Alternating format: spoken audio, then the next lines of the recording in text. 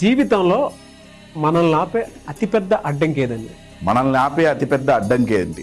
First society, second మన చుట్టూ ఉండే పరిస్థితులు. సొసైటీ, పరిస్థితులు, ఈ రెండూ కాకపోతే మూడోది ఏం ఆపుతుందంటే మనకి కనపడని గ్రహాలు. వింటానికి బాగుంది కదా?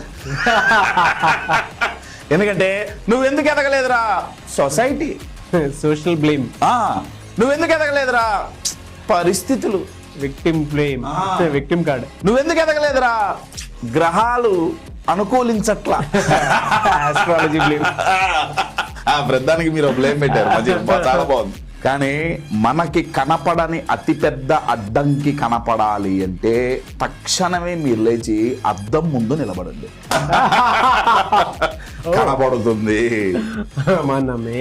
ఎస్, అబ్సల్యూట్లీ అండి. 100కి 100% మన కళ్ళకి కనపడని అడ్డంకి, మనం ఎదగకుండా మనల్ని ఆపే అడ్డంకి ఏమన్నా ఉంది అంటే మనం అంటే దాని అర్థం ఏంటంటే మన మైండ్ సెట్ లో ఒక పార్ట్ అండి. మన మైండ్ సెట్లో ఒక పార్ట్, దాని పేరే లిమిటింగ్ బిలీవ్స్ అంటాం సైకాలజీలో.